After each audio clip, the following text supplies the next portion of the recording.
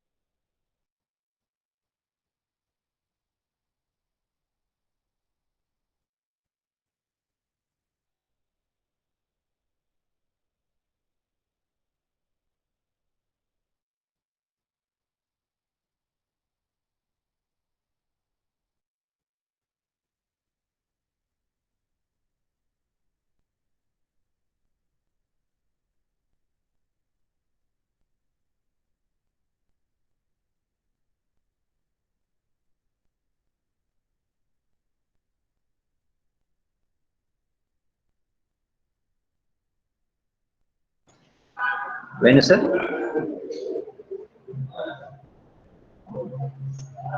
Yes, Harish. We'll start now, sir. We'll start. Okay, I'm ready. Yeah.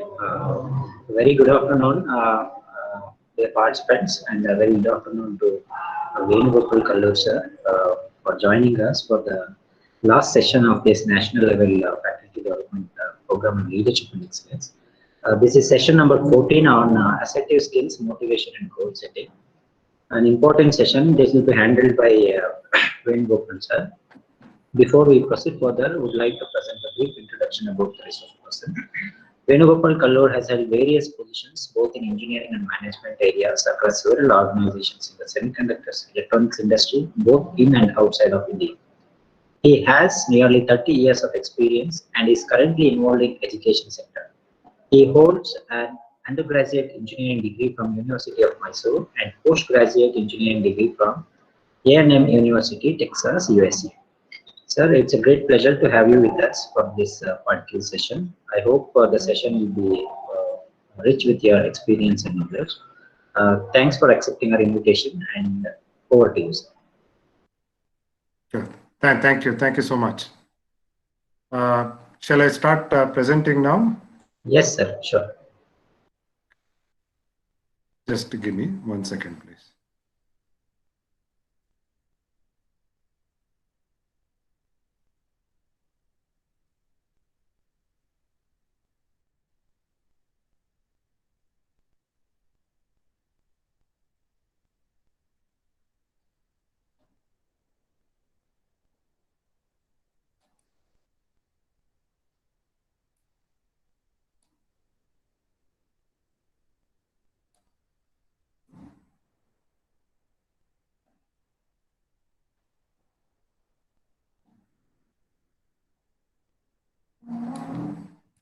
Can you see the slides? Yes, sir. Okay. Sir, just go for slideshow. It would be more convenient. Yeah. Convenient, is it? Okay. I will go for slideshow. If I go for slideshow, I'm wondering if I would be able to see the You would not chat be able box. to see the chat box. That is one inconvenient feature here. I hope you could be able to manage this shortcut. Okay, all right. Yeah. So what I will do is I will pause once at the end of each topic. So if there are any questions, I think I'll be able to answer any questions. Yes. So let me switch over to the slide mode. 1 second, please. Just 1 second.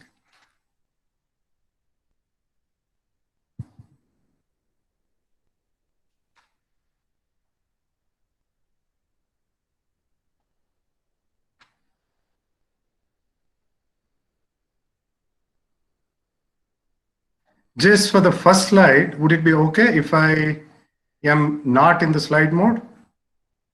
Just for the first slide. No problems. No problem. Okay. Okay.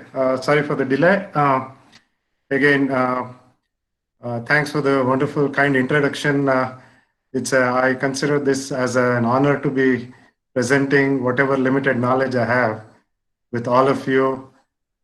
First off, I want to congratulate the Harappanhalli Government Polytechnic for taking this initiative and organizing this workshop. I think Mr. Harish has done a commendable job coordinating this and bringing all the stakeholders together.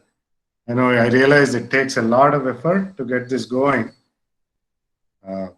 I heard from some of the other speakers who spoke earlier that it's been a very active and engaging workshop so far. I'm so happy to see this. Can you hear me okay, Harish? Yes, sir. Yes. It's fine from your Okay, side. very good. Okay, all right. So today I have 3 specific topics to cover on leadership.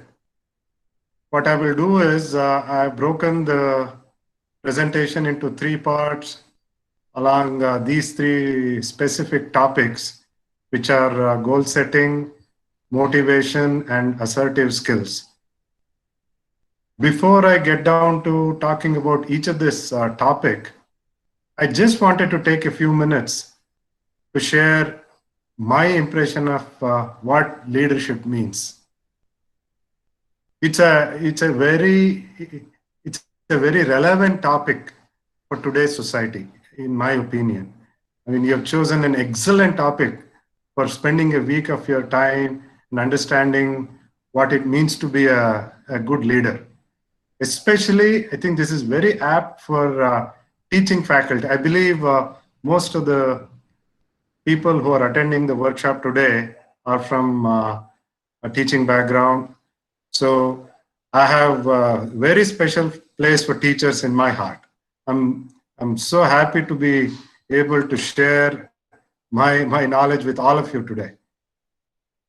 You know, the good thing about teachers, lecturers, professors is that all of you are naturally placed in a role of a leader.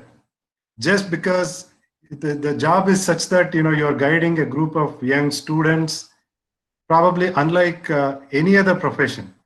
Because from the day one, you walk into a classroom to teach what you're going to teach. And you'll have a group of people looking up to you. Just by the definition of your job, you know, you automatically take on the role of a leader. So it's all the more important for you to exhibit the true nature of a leader than any other profession.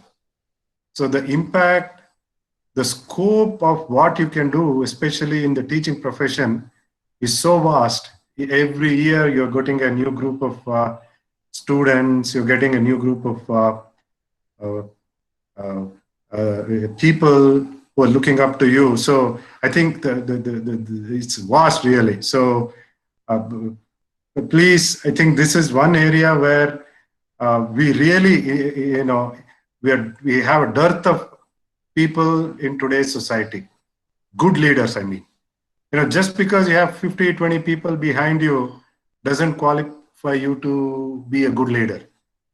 I mean, just because, you know, I don't want to go into details. I mean, in my opinion, somebody who really cares about the well-being of people who they are guiding, somebody who puts their personal interests, who sacrifice their interests, you know, just so that the others can succeed, demonstrating good values and integrity. Somebody who leads by example, right? The role model. These are the people, true leaders, right? I mean, it's not just that you succeed. It's very important that the rest of the people around you, be it your teammates, your co-workers, or your students, or your superiors, whoever it could be, the people around you, everybody succeeds. That really demonstrates the true qualities of a leader. It's not somebody, you know, in a nutshell, you succeed and you make sure that the people around you succeed. That's, to me, is a good definition of a leader. So I know you have heard from many eminent speakers on this particular topic in this workshop. Most of my background is from on the corporate side. My involvement in the academic side and the education side has been somewhat recent, but nevertheless, I'll be happy to share what I know.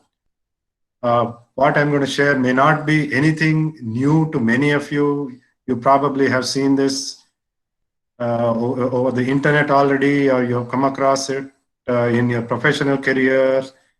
So I'm just trying to package it and present whatever, you know, what I know so far. So some of it may sound a little off track at times because, again, it pertains to corporate side, but that doesn't mean that we can't apply it to the education, the academic side also. So what I've seen, in my personal opinion, the people spend a lot of time once they reach a certain level in their career to work on their leadership skills, right? I mean, especially once you become at professional level, then we start looking at these aspects. But I think this is something that we have to start focusing on fairly early on, even in our formative years itself. Because the sooner you start working on it, the better we get. So it's very rarely you see somebody who's a natural leader. Sometimes, you just have to work on these qualities. Ability to think independently, having a vision, working towards the common good of others. A lot of these things, I think, if it comes early on, I think the chances of the person succeeding as a leader becomes higher, especially education sector where we can impact a larger group of people. This is all the more important. You know, what we have seen is, you know, people, the education, especially, it's. I think it will change, but it's we kind of do this in a way where you're trained to say yes to a lot of things, kind of having a herd mentality, right? You know, everybody does this, so I follow them. But typically, a leader just doesn't do what everybody else does, right? A leader is somebody who can foresee what will happen in the next 5 years, what will happen in next 10 years, who have the ability to think and analyze things a little differently. I think this is where I'm so happy to see the new education policies coming for implementation, where, you know, we are going to bring in a lot of new changes. So hopefully the focus on the skills and the values we teach to students, this will bring in more of the leadership qualities early on in their I would say in their life, rather than waiting until they finish their schooling or college and get into the professional world, right? Many people look at leader, and I want to become a leader because I need a fancy title, I need good compensation, I need a lot of authority, visibility. But if you want to do good things, I don't think you really need this to make it happen, right? At times I've seen the role of a leader can be a very thankless one, especially when times are bad. You know, your organization or your company or your university, it could be many times where things can get so challenging that's when the true nature of a leader comes out. That's how you help your teams, how you help your co-workers come together and achieve what you want to do, right? Typically, that's what I've seen. A good leader waits for sometimes the bad times. Now, you don't want to see bad times, but everybody can do good things in good times. But bad times is really when your true character comes out. So in a nutshell, you don't need to have a group of people behind you to become a good leader. You could be anybody. You could be just one single person by yourself. If you can take on and do good things and exhibit leadership qualities, personally, I think you're a good leader. So don't wait for a group or a group of students or a group of co-workers to work along with you. I mean, ideally, yes, but just one person also can do good things, right? That's the point I was trying to make. So Harish, is it good so far? Yes, Am I being audible? Yes, you are audible and okay.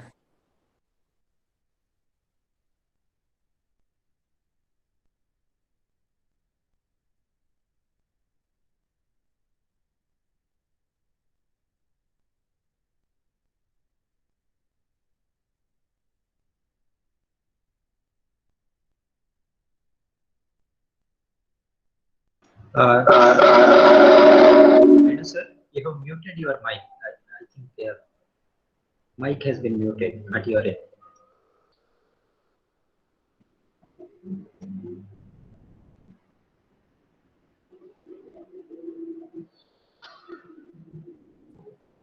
Now, okay. Now, okay. Now you can hear me. Okay. Okay, I'm going to switch over to the full screen presentation now, if there are no questions.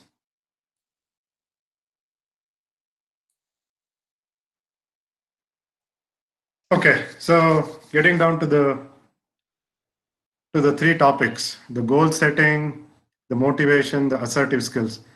I mean, just the name, the title itself is self-explanatory, right? Goal setting, you need to set a target and you want to achieve it, if you want to achieve it, right? And motivation, obviously you need to have the energy to achieve and get to the goals. And assertive skills is, how do you get your communication right to get the things done, right? So basically, that's what it is. But there is a theory behind how you go about making this happen. People spend a lot of experience. with experience, I think we get better at it. I don't think it's very difficult to master it from the day one. Once you spend time understanding what it means to set the goal properly, what it means to, how do you motivate people? How do you communicate properly? How do you assert yourself? So once you understand how it is done, once you spend time, I think it will get a little easier, and sometimes it becomes very natural. Even without you realizing that you're following it, you're doing it. That's when you know you're a good leader, right? So if I'll switch over to the next slide on goal setting. So what is a goal setting? You know, to me, it's in simple words. You're directing a group of people to get the job done in a productive and collaborative manner. In simple terms. So you're providing a framework to achieve the end result.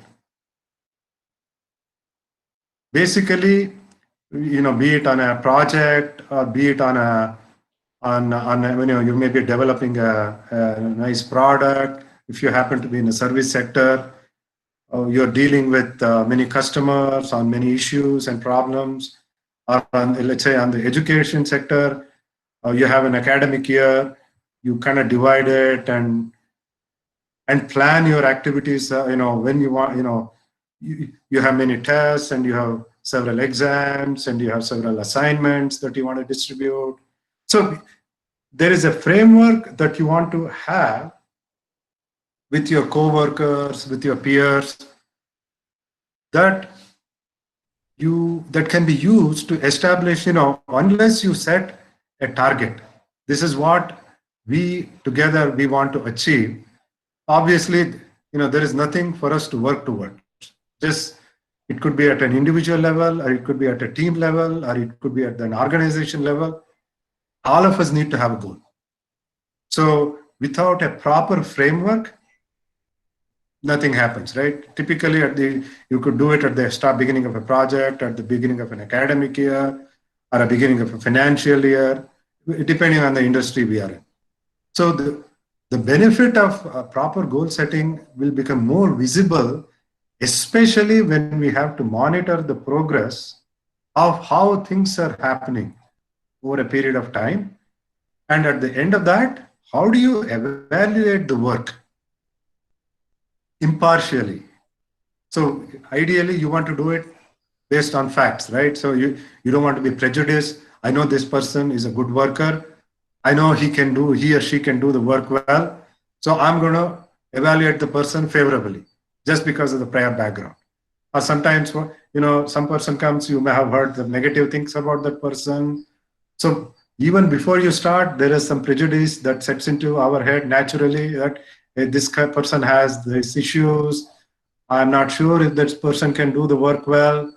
So even at the time of evaluation, some sort of partiality can kick into our head, which can influence how we are going to evaluate that individual, right? So a good goal setting, a fact-based, a number-based, will help in dealing with some of these issues, right? So so how do you go about doing a goal setting? You know, can it be just one single liner? You achieve this and you meet your target? Probably not, right? At a higher level, a one-line goal may be okay, but unless you break it down and show to that person what are the sub-goals that you want to focus on, it becomes a little tricky. So there is a theory on how you go about setting the goals. It's called SMART goals.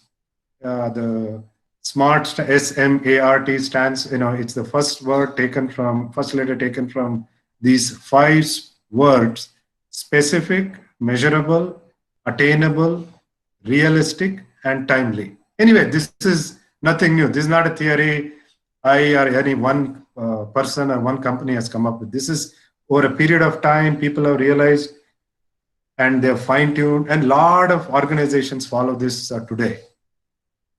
What is specific? Specific means when you're defining a particular goal, be precise with that person. Don't keep it open-minded. I want you to achieve this. So, you did this last year. I want you to do this year. That becomes very open-ended, right? Let's say you got 75% last year.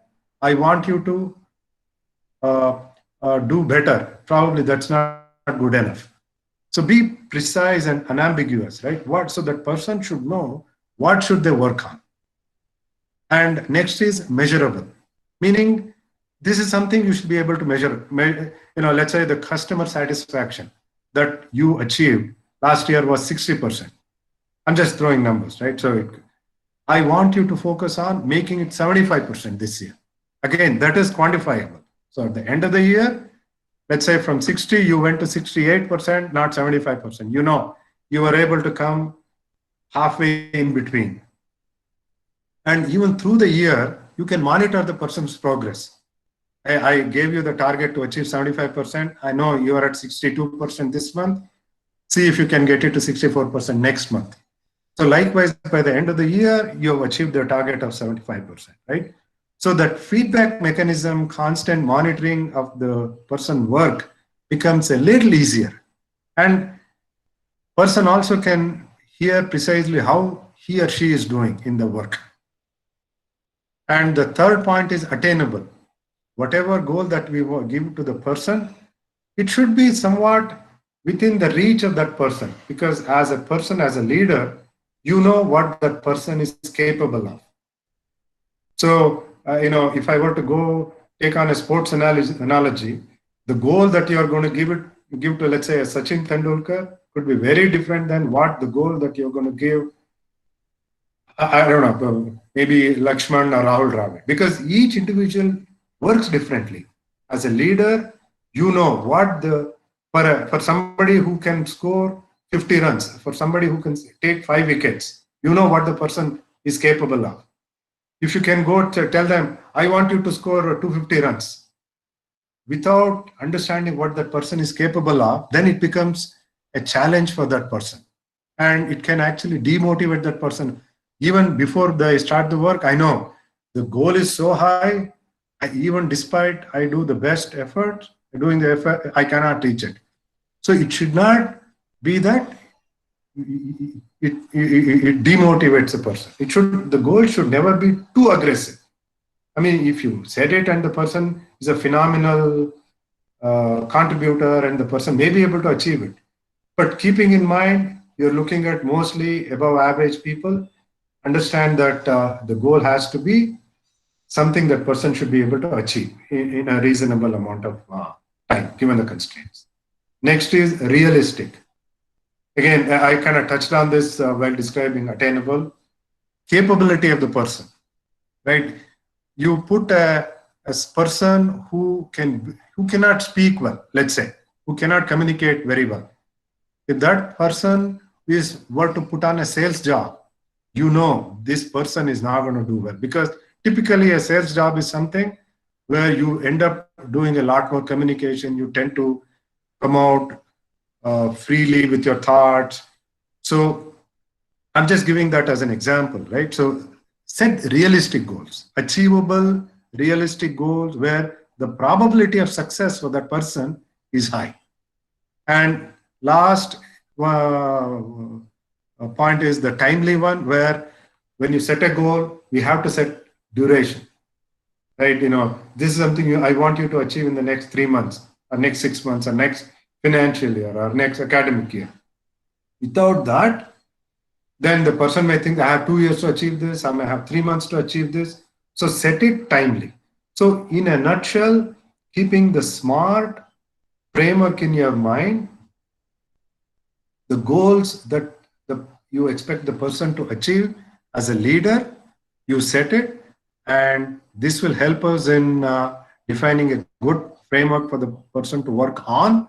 And at the end of getting the work done, the person can get good, meaningful, impartial feedback from the leader. This is how I think we should go about setting goals. So I'm end of slide 1.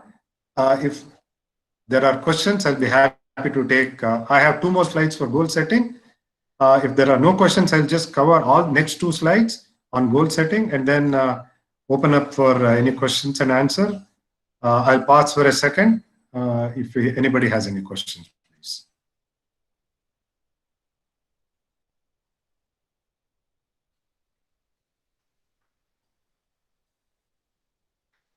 Okay, I see a comment that attainable, realistic goal sounds similar.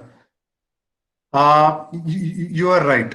I think there is definitely some amount of overlap between not just attainable and realistic. If you go look, even between something like a specific measurable, there is some amount of overlap there also. But you can add a little more to that. Attainable can be something where the person has the capability. It's more individualistic. Whereas realistic depends more on the external factors, you could say. Do we have the right people around the person? Or do we have the right infrastructure around the person?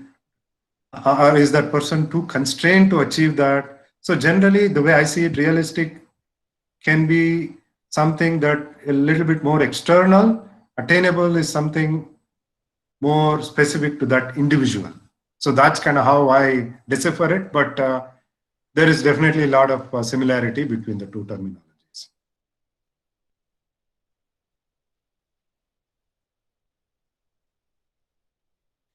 Okay, let me move on to the next slide. I'll go back to the slideshow.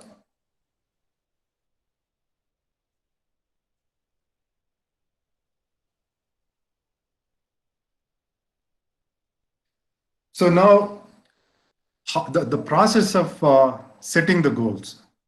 So we talked about what it means to set the goals. Now we are talking about how to go about setting the goals. Typically, the goals, we think that, hey, I need to achieve something as an individual. But what we have to realize is the goal should be aligned with what your particular department wants and what the entire organization wants. Suppose your college may have certain vision in their mind that they have pushed it down to all the departments.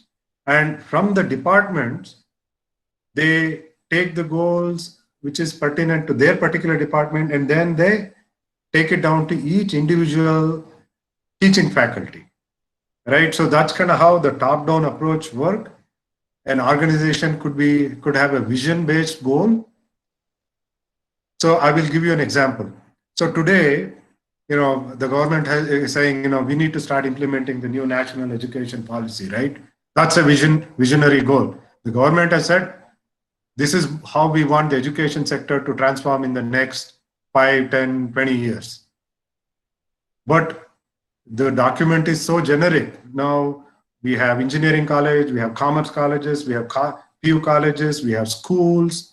Now each of them will start deciphering the goals which are pertinent to themselves, making it mission-specific goals for themselves, right? So, and then you take the mission one and then break it down to each of the individual who needs to work on, achieving the target.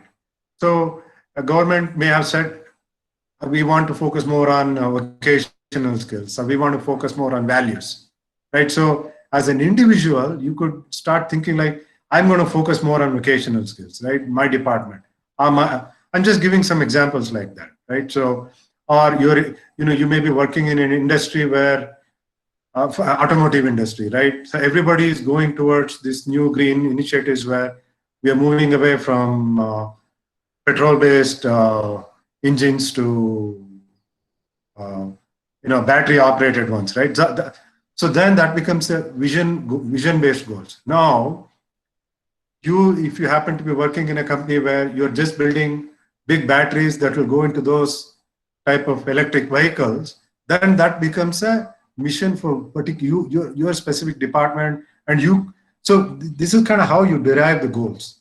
So and then you collaborate with the particular individual. Say, hey, look, these are the goals we want you to achieve from our side. Are there any specific goals that you want to achieve?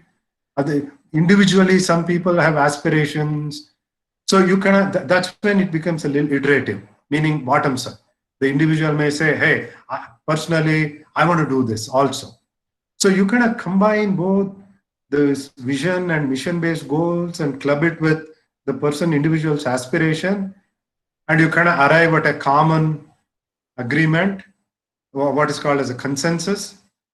And then once both you as the leader and the individual who's sitting across the table, you can agree that hey, this is what I want you to do in this academic year. And then once we finalize, we sign up, let's start working on an action plan. You do this month, you do this quarter. If you need to go for some workshops, or you need to go for some trainings, or if you need some help from somewhere else, let's work on making that happen, right? So once you do that, then you have a commitment from that individual. Okay, I'm ready to deliver to this goal that both of us have signed up. And then the role of a leader is also to make sure through the course of the year or course of the quarter, you are constantly revising, you're looking at how the individual is performing. Are there any struggles? Is there anything we should do differently? Or sometimes, the entire strategy could change. And then how do we realign the goals?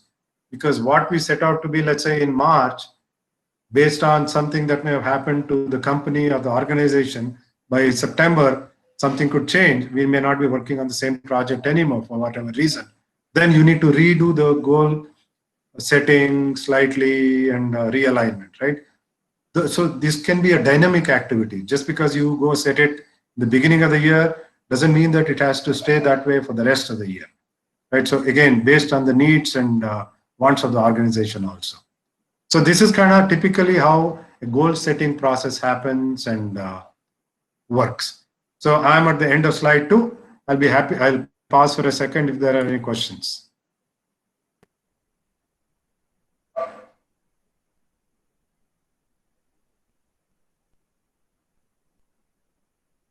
Any questions on this slide from anybody on goal setting?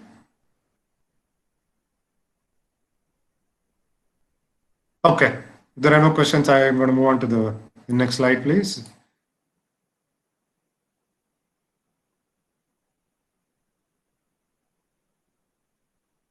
Okay, now that you've learned what it means to set the goals and how to go about setting the goals, now typically what are the benefits? So,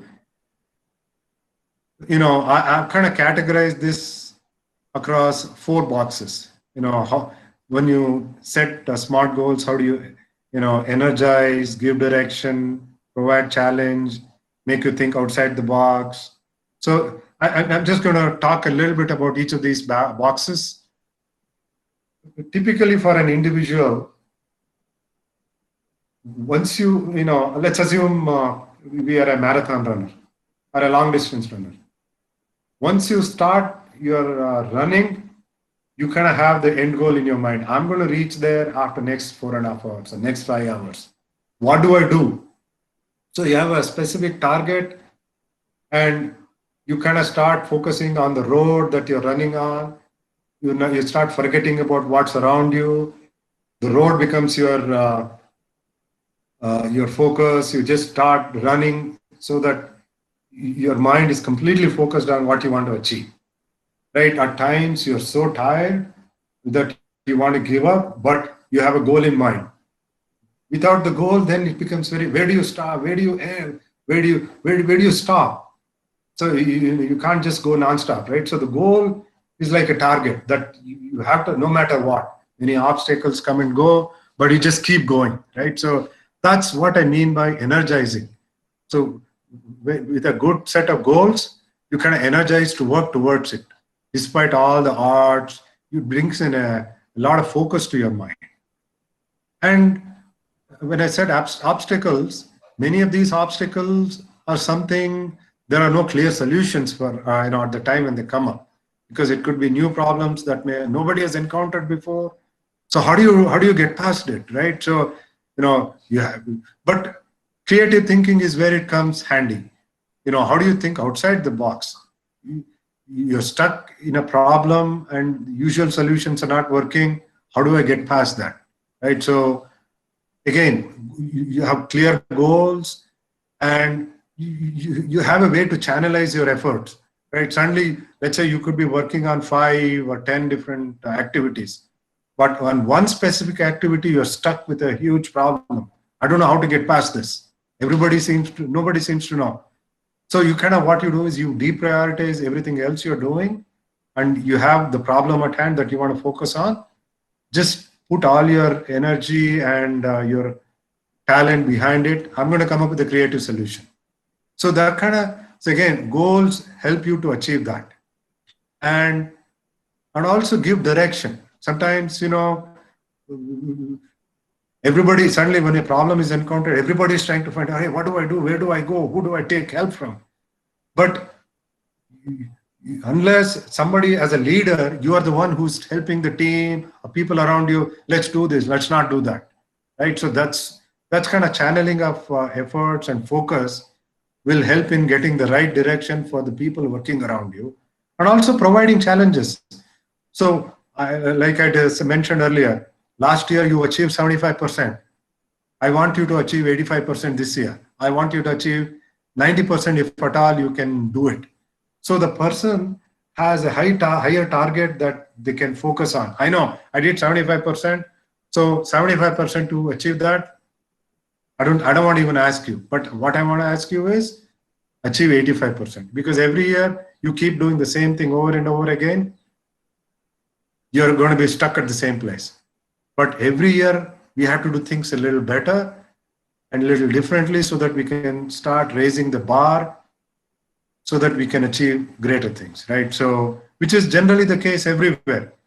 You know, be it the type of product that you're developing, or a type of solutions you're providing to your customers, or if you happen to be in a just imagine you're taught in a certain way for maybe for a generation of people, but can we follow the same type of teaching methodology for the next generation? Probably not. How you taught 20 years ago versus how you taught 10 years ago versus how you're going to teach now versus how you plan to teach 10 years in the future, it changes periodically, right? So a lot of the time goals help us in kind of raising the bar for everybody around us. So basically, the goal setting helps us in reaching a common achievable target in a productive and constructive fashion, because that's the key, right? When you want to achieve something, do it in a positive and a constructive way, because you may be able to get it done by doing whatever it takes, but to me, getting the work done is important as the means to get the work done is as important as the end itself, as the end result. Meaning, you want to make sure the same group of people want to work along with you in years to come. Sometimes you've seen this happen, right? There are some type of leaders. Somehow, I want to work with him just for the next 1 year and move away from that person, right? So when you do things in a constructive, in a positive manner, people are learning from you. People want to work with you. So that's the key. People want to work with you both for short term and long term. Many times, just to get short term work done, people can get over aggressive and abusive. Just work round the clock all the time. The work will get done, the project will get done, but after a year or two, everybody is burnt out. They just want to move on to do something else. They don't want to work with that particular leader anymore. So the key is making sure you are getting the work done and also in a positive, productive manner. So that's the gist I have at the end of this slide. So I'm done with the goal setting slides. So I had 3 slides to cover.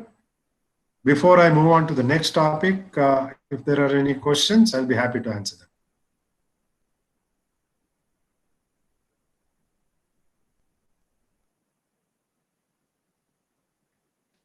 It's a good question. The question is, the topic goal setting is shown in the last, but I have taken it as the first topic. Any reason? There is a very good reason for that.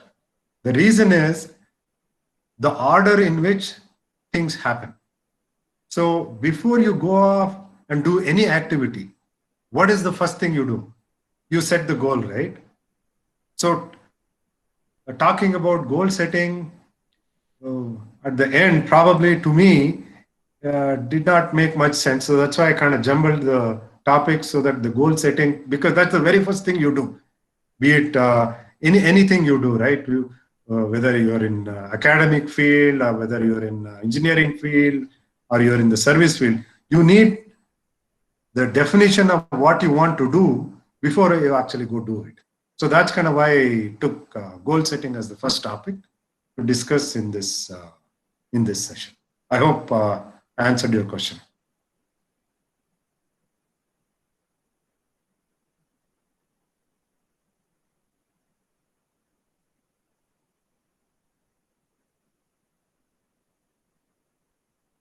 Any other questions? Harish, how's everything going? All good so far? Yes, sir. Yes, sir. Yeah. Okay, all right. Okay. So I'm going to move on to the next topic, motivation. Again, I chose the order slightly differently than what was in the agenda. Like I said, typically goal setting comes first, and then you go about motivating the people around you to get the work done, to finish the goals that you have set. And the communication, the assertive skills comes along the way, right? So that kind of, I put it at the last.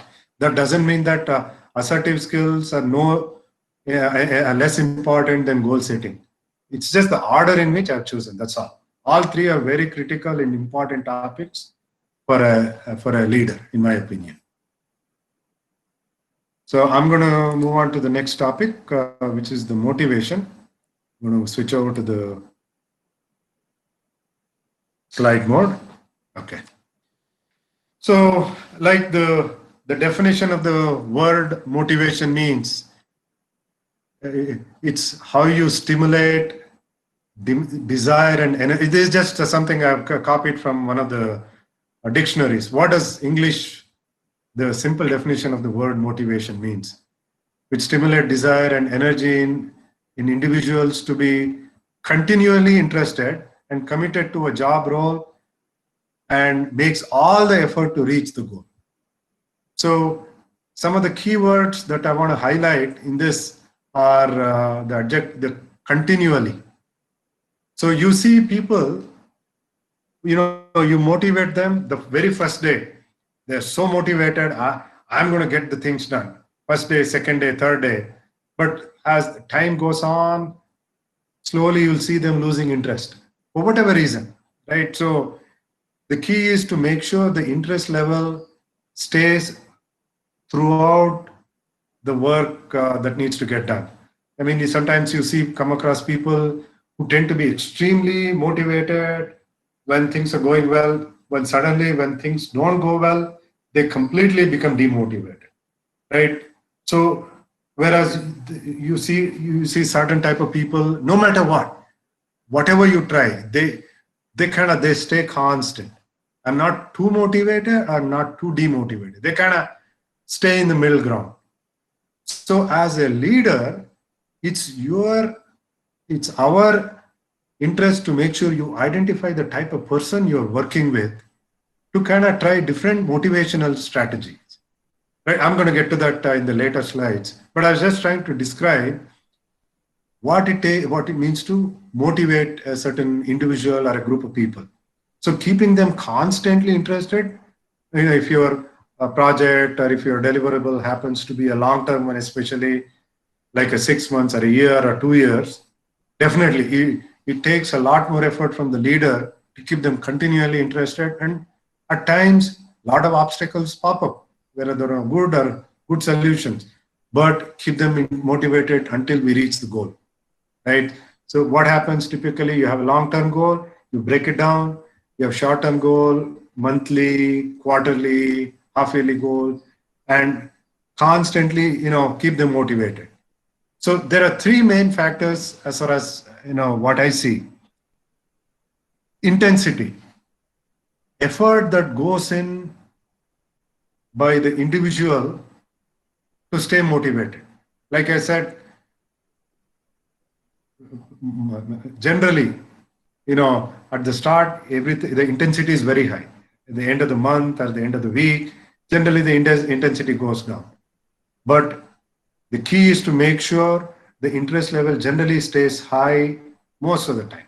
I mean, there are natural that, you go through a little bit of ups and downs, but generally, as long as the intensity of the people stays well above the average, I think we have done our role as a leader. And also the direction is another factor.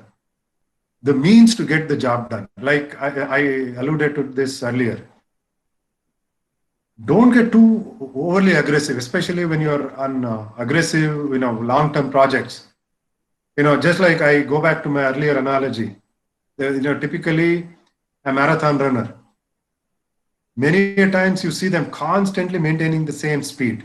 They're not running too fast or they're not running too slow because they know they have to run for 43 kilometers. That means, I have energy for the first 5 kilometers, so I'm going to run very fast and then I'm going to become very slow. So no, you kind of follow a set strategy to get the work done. So there are some people who get, say, I am not going to give you any leave until the project is done. There is so much work to do. Nobody's going to take anything. Nobody's going to go on any vacation.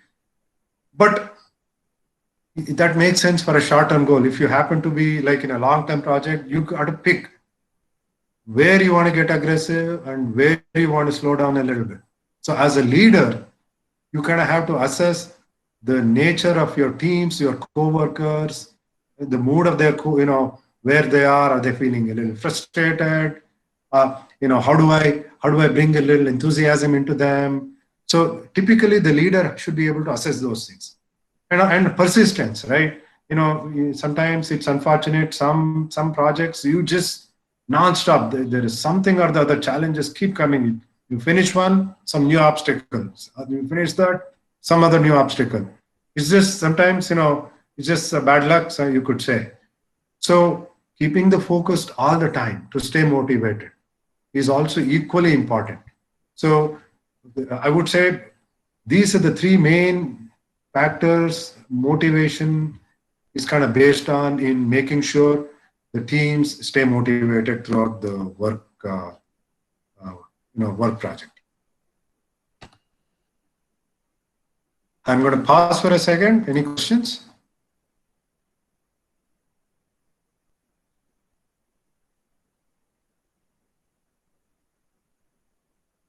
Correct. So there is a comment which is saying a motivation moving from a present to desired state. Yes, you could. I don't know if the comment was meant for a motivation slide or the goal setting slide, but please elaborate on this comment. I wasn't able to understand completely what it meant, but I can address that when I come back again after the next slide. I hope I am making sense. If you want me to slow down, if you want me to elaborate on a few things, please feel free to type in the chat box. I would have preferred this to be in a live session where I could see each of you in person. So this is typically what a leader wants. You want to be able to assess, you want to be able to see the reactions constantly, the body language of the people who you're speaking to. Unfortunately, since all of us are on this mode of communication because of COVID issues, I've not been able to assess whether you understanding everything I'm saying. Are there any questions? So I would like it to be very interactive. So feel free to comment as much as possible, please. Thank you. Okay. So I see that everything is going good. So I'm going to go on to the next slide, please. I'm going to go to the slideshow. All right, motivation. Why do you need to motivate people, right? So, in an ideal world, we would want to define the goals. We would want to tell the person, the team, the group that you are leading, okay, I want this done. Go ahead and get it done, right? But for various reasons, it may happen, it may not happen. So this is where the motivation comes, right? You kind of have to be nudging, cajoling them to make sure the work is getting done. So, but why, you might wonder, right? So what people have realized is the motivation works at various levels. So I'm going to touch on this in this slide. So as you see, there are 5 boxes, each one stacked on one on top of each other. There is a physiological box at the bottom, safety next, social in the third box, esteem, and self-actualization in the last box. So physiological. So basically, this a basic human needs. Somebody, you would need a proper food to eat, a decent place to stay. For us to stay motivated, right? Imagine somebody who's hungry, somebody who doesn't have a place to stay, for whatever reason. They come to work, let's say in a construction business, a laborer comes to work. He hasn't had a good, decent breakfast, hasn't had a meal. So we are telling that, let's say the contractor is telling that person, oh, get this done quickly. The person has no energy, right? So unless your basic human needs are met, it's very difficult to focus on the next level, which is, my hunger, place to stay, or for example, this happens, in a big cities where, IT, how could be somebody having to, travel for 2 hours, 2.5 hours to get to a factory or an office. By the time the person comes into the workplace, they are so tired, whereas the motivation becomes very difficult to stay motivated for that person. So there are some basic human needs the person should have already to make sure they stay motivated. So that's what the physiological word meant. Next comes the safety. Let's say you're working in a job where there is hardly any job security. Today I'm working very hard, but I don't know whether this job will be there with, I'll be doing this job a month from now, a week from now, whatever reason, right? So various factors. And for the industry is going through a lot of challenges. There is no stable future. So when your basic safety itself is being shifted, again, motivation becomes secondary. Well, again, I go back, it works on different levels. Then the third aspect is the social aspect. You need a place where the work culture is nice. You don't have a very aggressive work culture, or a culture where there is a lot of harassment. People are trying to, call you names. I'm just making, it does happen, by the way. Don't think that you may happen to be in a nice workplace, right? But there could be where, you just imagine you are, let's say you are the only woman in a place where there are, I don't know, I'm just saying 500 men. It becomes a little uneasy to be in that type of workplace. But, there are areas where with all that, you have still a nice work culture. Sometimes people are passing on comments. Then that work culture in the environment is not a positive one. Then motivation becomes secondary. When these are the things I'm having challenges with, and your leader is trying to force you to stay motivated, it can cause a lot of personal challenges. So I would say these are the first 3 things I think everybody makes sure. I think it's met. As a leader, if your co-workers or if your fellow people working along with you or under you, if they're having challenges, especially in these three aspects, it's very difficult to make sure they stay motivated, because this changes their mindset in a way where they're struggling for their own survival, right? So make sure as a leader, there are some things which are in your control, but there are some things which are out of your control. But as best as you could, you make sure that the person has a fairly stable environment around them to achieve what you have asked them to achieve.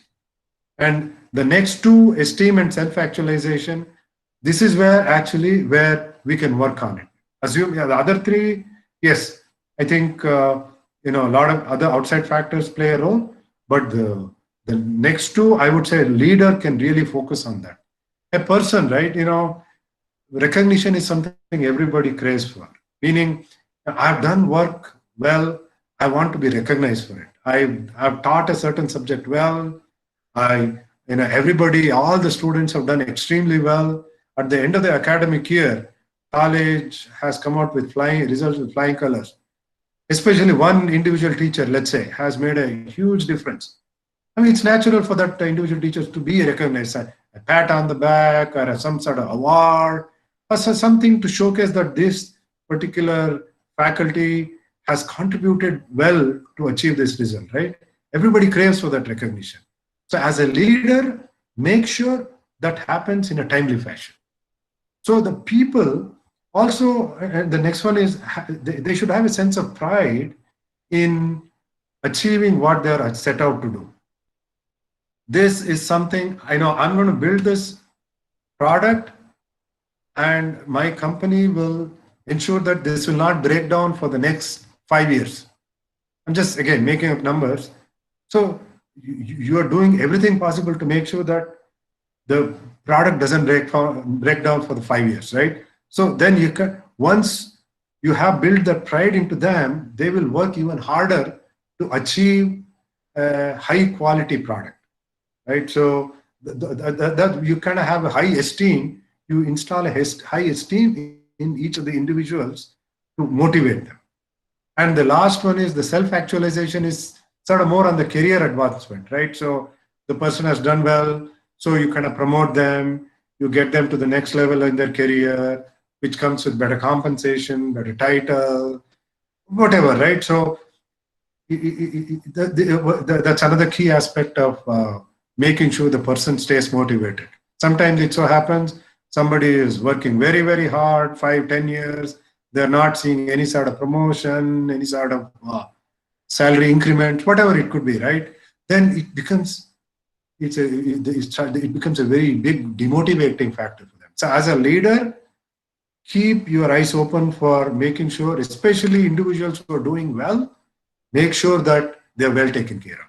Because in any group, it's natural that if a certain percentage of people do well, certain percentage of people are average performers, and certain percentage you need to help them no matter what. So it's very rare that everybody in the team is always doing very well, right? So you kind of have to figure out how to reward each person in a different way, how to motivate each person in a different way. So that's kind of the end of the next slide. I have one more slide on motivation. Actually, 2 more slides on motivation techniques. I can take some questions if there are any questions.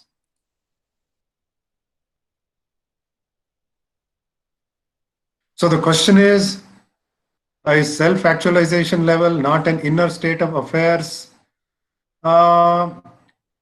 Going by the definition I follow, self-actualization, it is true that it is kind of self-driven, meaning if you are a self-motivated person, automatically all of this falls into place.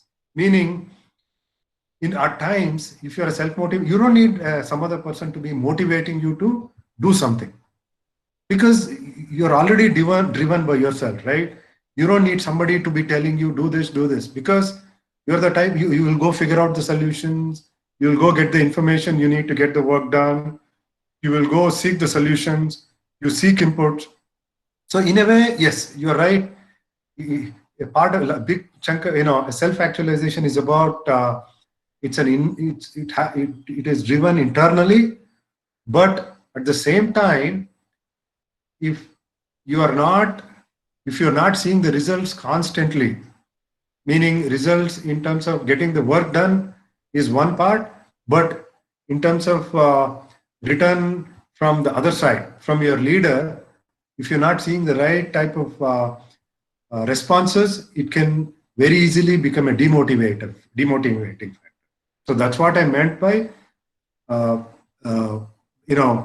a leader, from a leader perspective, yes, I want to make sure that the person who has self-motivated is getting all the rewards and going through the lot of career advancements. But inside, the person also should be self-driven. That's kind of how I would put this across. I hope I answered your question.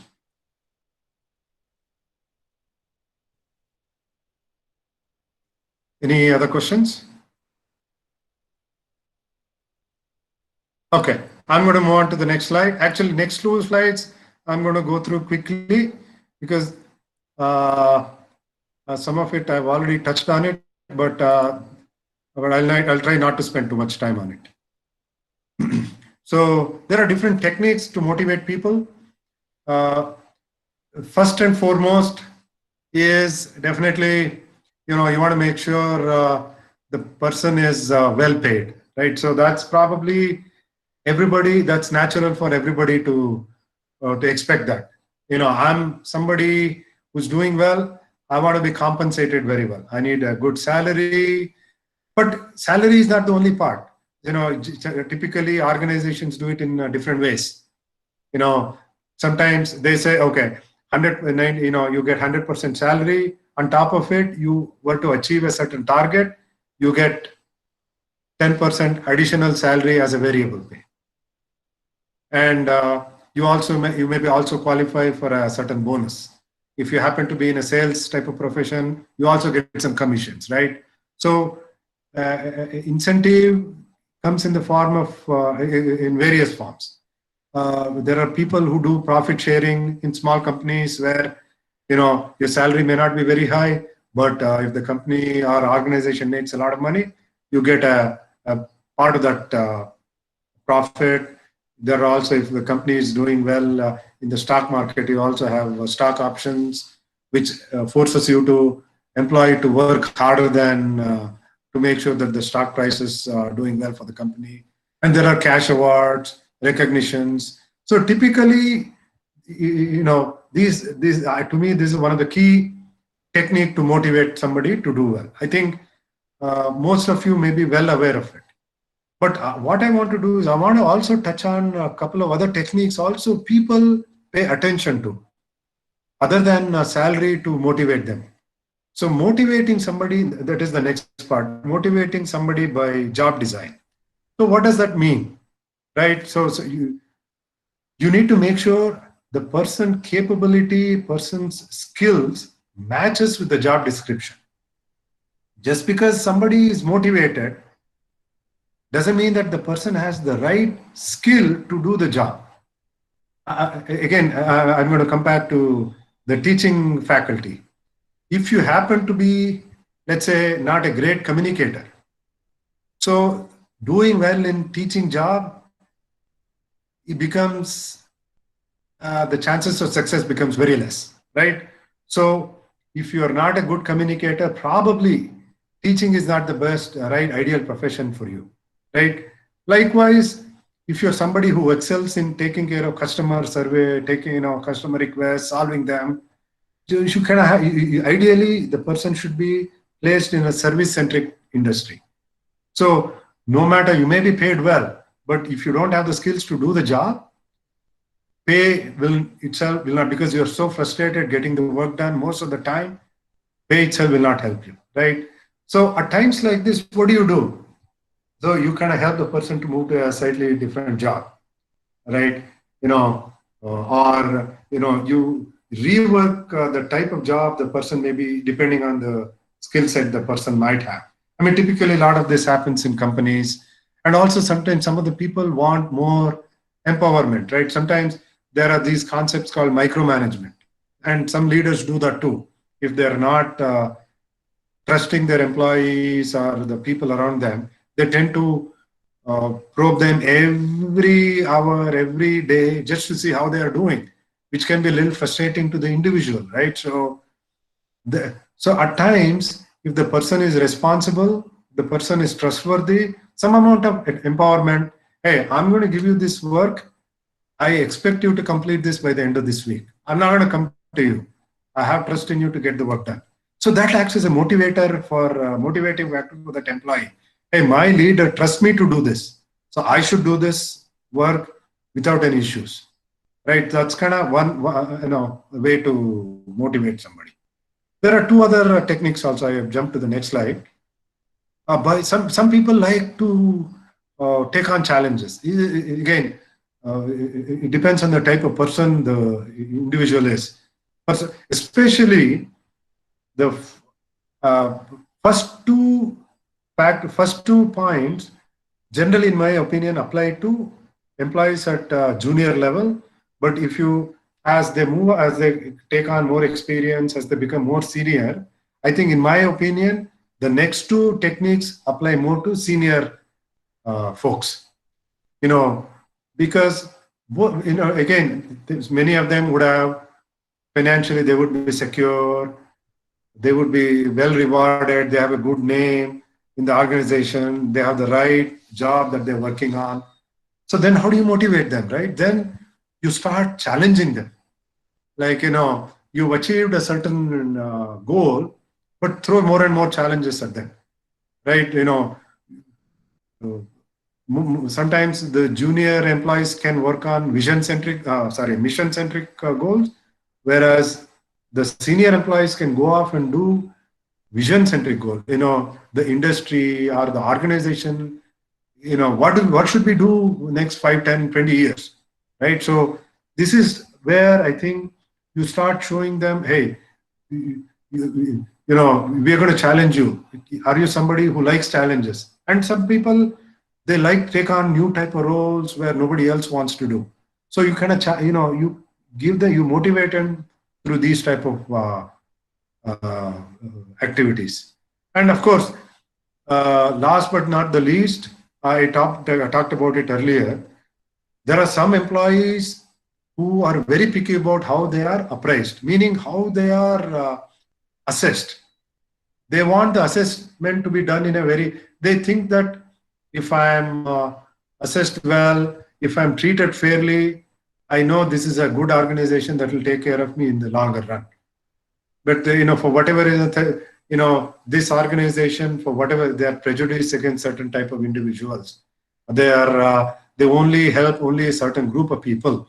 If an employee gets that thought into their head, no matter what you do, you can offer them the best salary, you can offer them the best challenges. They're always thinking, no matter what I do, I'm not going to be appraised in a fair fashion. I'm not going to be treated at par with somebody else. I'm always going to be, I'm always going to get biased. So they want the organization to operate in a very open environment, right? There are some companies do that too, right? They seek feedback about that. They ask the individual, you go take the feedback from your coworkers. You collect the feedback about how you have done and share it with the leader. And many companies do that. So then it kind of brings in some amount of transparency, where, typically what a leader would be apprising an individual, this is how I felt you have done. This is my opinion. So instead of that, if you let the employee go seek opinion about themselves, 5 different people, I've worked with you. How did I do? So you seek feedback and share some of this feedback with your own leader. You're kind of creating an open environment where that particular type of individual may feel that, hey, I'm treated fairly. So this is an organization which motivates me. So I'm going to stay here because everything is good. So this is another way to motivate somebody. Again, as a leader, you should be able to assess what motivates that particular individual. What works for one person may not work for the other person. So this is where it gets a little tricky for a leader. So I'm kind of done with the motivation topic. I would like to seek questions if there are any.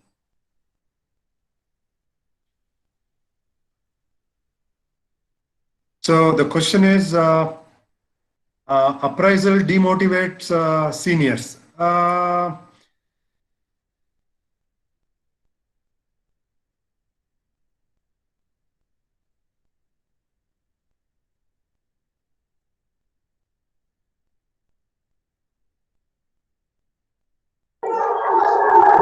Hello, sir. Your mic got muted.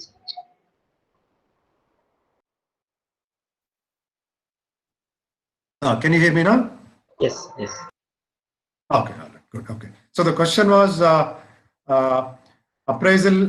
One person is saying appraisal is a good motivator, and another person is saying appraisal can demotivate senior folks. Both of you are right in your own way, right? To in my personal opinion, sorry, it keeps getting demotivated. Okay, all right.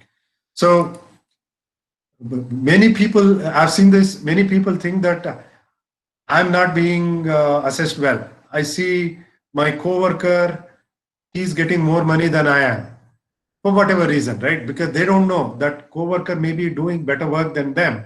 But in their mind, they think that I'm the best worker in the team, I should be getting paid more, without realizing leader has a good view of who does what, how they do it.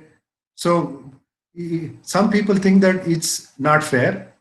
Some people think that it is fair. So it is not an ideal situation. It's appraisal time is definitely one of the most stressful time for a leader, be it in any organization, be it in an academic area, be it in a company, be it in any profession. Because this is where you're talking about your salary, you're talking about the type of work you've done.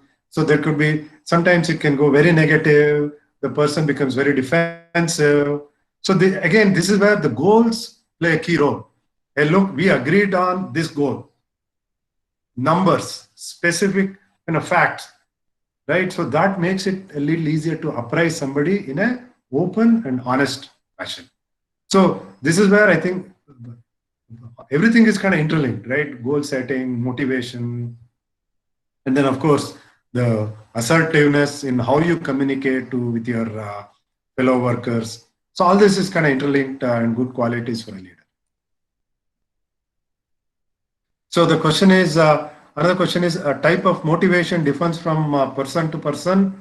Absolutely, no question about it. I think you look around yourselves. Some people are aggressive, some people are passive.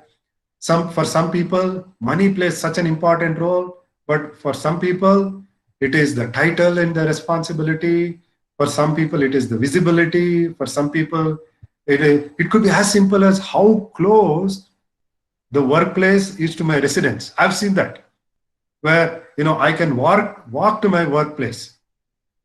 For a city, I don't know, where a city like I'm going to give you like Bangalore as an example, where somebody has to commute for 2-3 hours, and if you have a workplace which is only 5 minutes or 2 minutes walk from your home, I mean, it's a good motivating factor. So every person, the motivating factor is different. Yes, what works for one should not work for, may not work for other.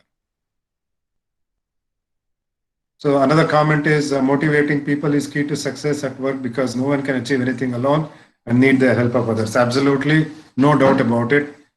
Meditational techniques are also de-stressing and motivational. Yes, definitely. In fact, de-stressing is something that has taken on a completely new form in many organizations lately, because people tend to become a lot more stressful, and I mean, you need, as leaders, you need to keep a constant watch on how the person what the person is feeling, right? Are they frustrated? Are they being overwhelmed?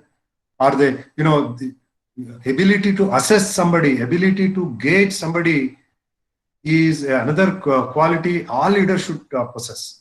So if they themselves cannot assess somebody well, they should not be in a position where they're leading a group of people. So going back to the earlier, meditation techniques is definitely one of the key factors. Doing something fun occasionally, right? Especially in a long project.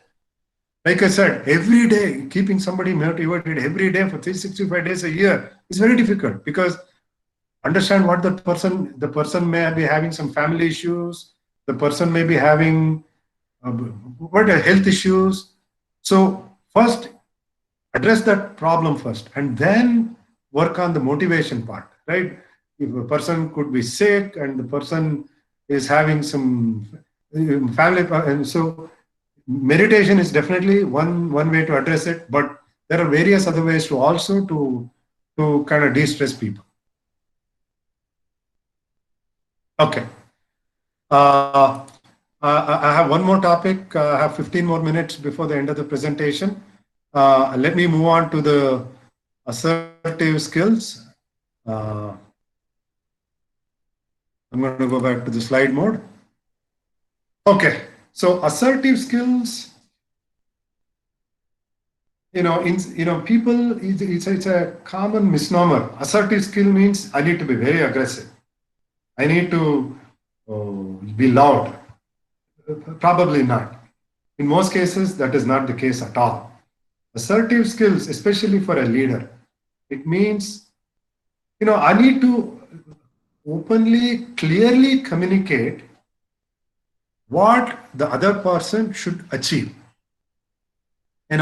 without undermining each other's rights. Precise communication. Like, similar to how we set the SMART goals, our communication should not be open-ended where you're neither there nor here. We can especially, this is one area I think culturally we need to improve ourselves. I've seen this because, people neither say yes nor say no. When you say something, they kind of say, do this. Sometimes it becomes very confusing. Are you saying yes or no?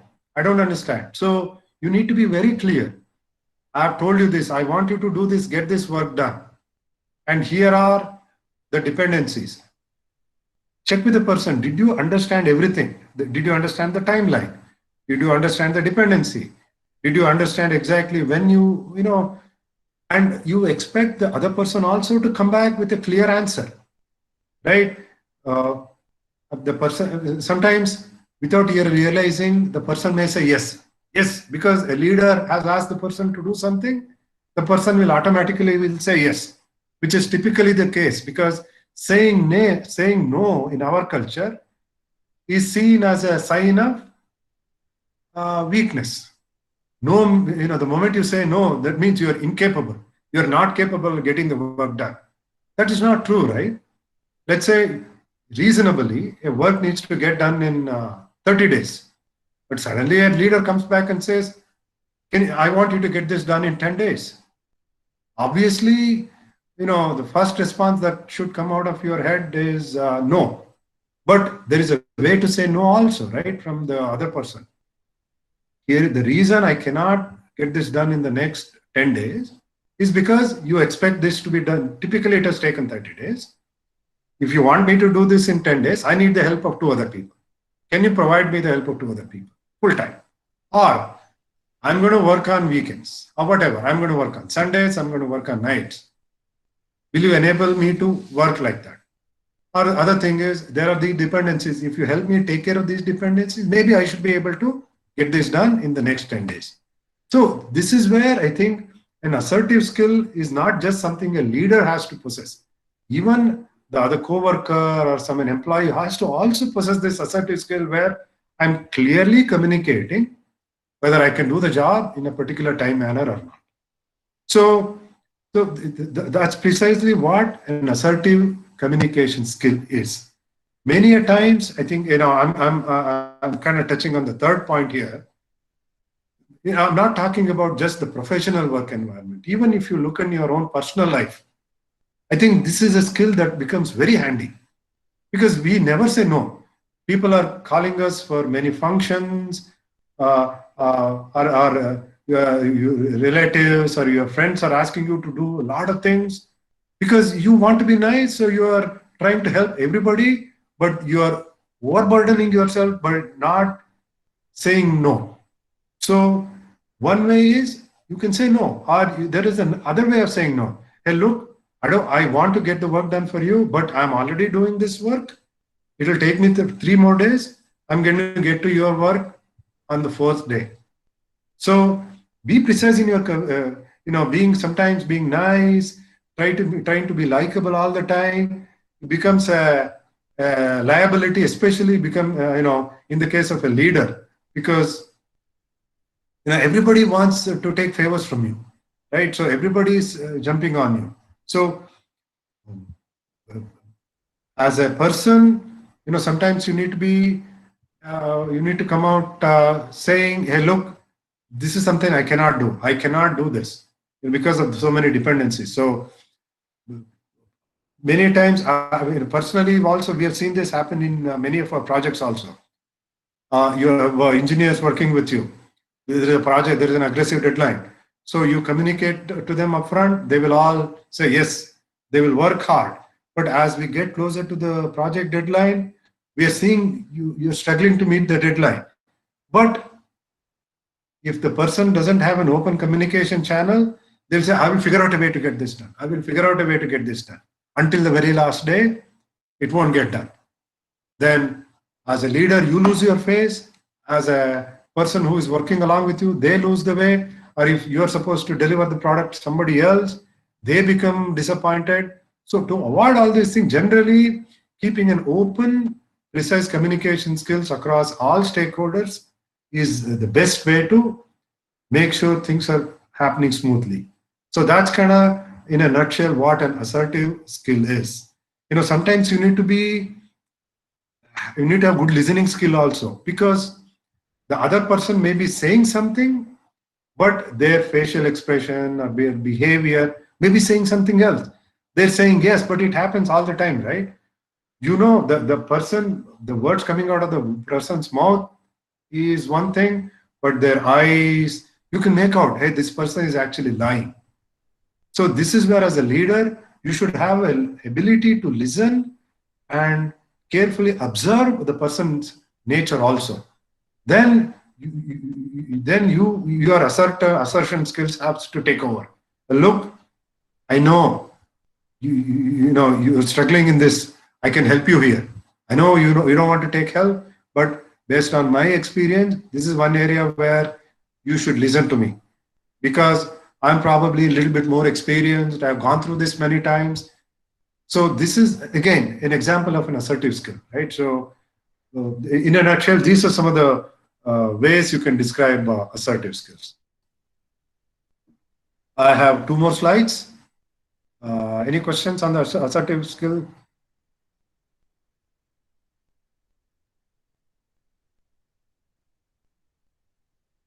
Okay, there are some comments. Okay, so yes, one person is quoting one of our current Prime Minister having an excellent communication and assertive skills. I definitely think he does possess that. So you may find many of your role models, leaders, right? Generally, especially in the current day and age, is something all of them must possess. Open, clear communication. Because especially when the higher you are, the better communication and assertive skills you need to possess, because you're trying to reach a larger group of people. Yes, the precise communication is definitely an absolute necessity. Okay, so I'm going to move to the next slide.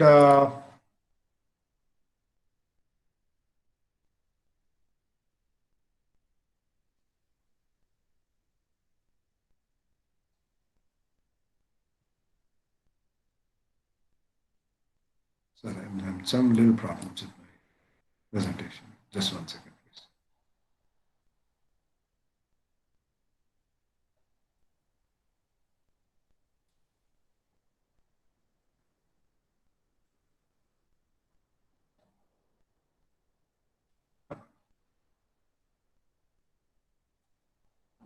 Okay.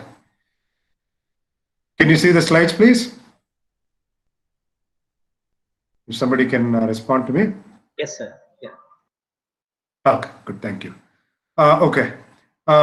So continuing with the assertive skills, it's like a balancing act. Balancing act between not being too aggressive or not being too passive. So, when you become too aggressive, I have a picture at the bottom where it shows, generally aggressive means, you're not, you're kind of not respecting the point of view of others, because aggressive is you're just bombarding them with your thoughts, your views. Basically, it means you're, disrespecting others' point of view. Sometimes passive means, you just listen, agreeing to anything everybody says around you, right? That means, you're not respecting your views and yours, whether you like it or not, just because somebody is aggressive on the other side, just nodding your head and agreeing to whatever statement they make. That's also not right. So to me, assertive skill is kind of it's one of the other communication ways to get the work done. Like a 3 points, just imagine having 3 points of a triangle. One is being passive, sometimes being aggressive, or sometimes being assertive. So it all depends on situation specific. Sometimes, when you're with a bunch of, let's say, a bunch of very senior people, right? So you need to, diplomatic skills is sometimes that comes very handy. Sometimes you're with a group of people where you have a lot more experience and you have the most know-how, whereas the rest of them probably don't know much about that subject. This is where I think where you may have to be a little bit authoritative. Hey, look, you need to trust in me because I have the better skills and knowledge in this area. You have to trust in me. Sometimes you may not know much about that particular field at all. So this is where you need to be just more in the listening mode. But still, you need to be a little, you kind of have to, you take on all the information that's coming around you, a little bit in a passive mode, but still, when it comes to making the decisions, you need to get a little assertive. So it kind of depends on the situation that you're dealing with. Sometimes, at times, you're with a group of people where everybody has a different opinion. At the end of the meeting, you're struggling to arrive at a common consensus where you need to make a decision, but everybody has a different point of view. Nobody is agreeing to anything at all. So there is no agreement whatsoever. In those situations, as a leader, you become a little bit more assertive. Hey, look, 10 people are saying 10 different things. At the end of the day, we can't entertain everybody's opinion. We have to go with one. This is where, as a leader, I'm going to get assertive. I'm going to make a decision. Everybody agree to that and sign off on that, commit to it and sign off on that. So this is generally where a leader's assertive skills also come. I have 2 more minutes, so I'll just go to the last slide.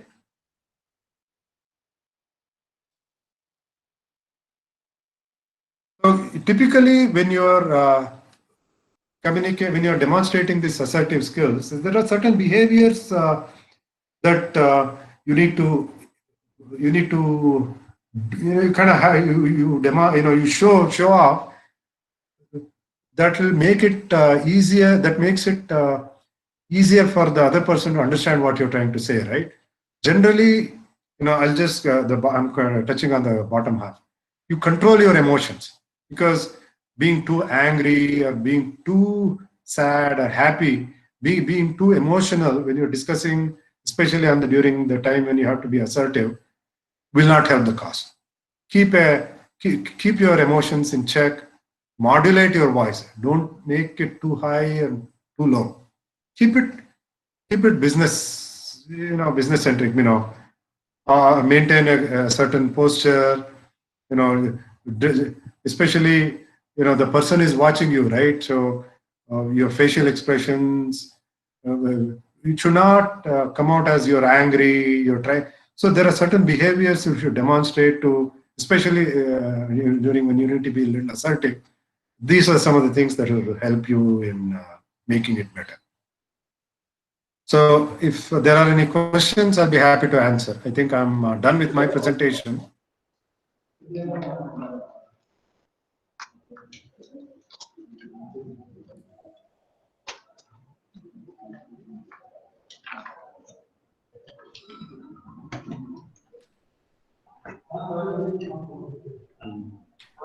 Thank you so much, sir. Dear participants, would you like to interact with Venugopal, sir, or any question?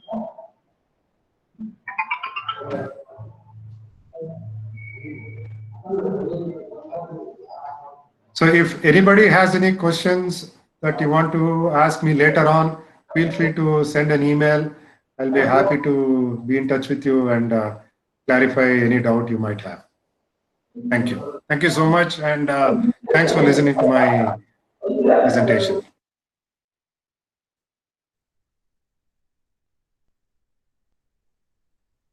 Thank you so much, sir, for your excellent session. On behalf of Government Polytechnic Harapalli, on behalf of staff and principal, and on behalf of all the participants, sincere thanks to you for being with us and for sharing your knowledge and experience with all our participants on an important concept called motivation, assertive skills, and goal setting. With this, we are at the end of our faculty development program. If you don't mind, we'll have just 2 minutes break so that everyone can get assembled properly for the valedictory function. We are already joined by our honorable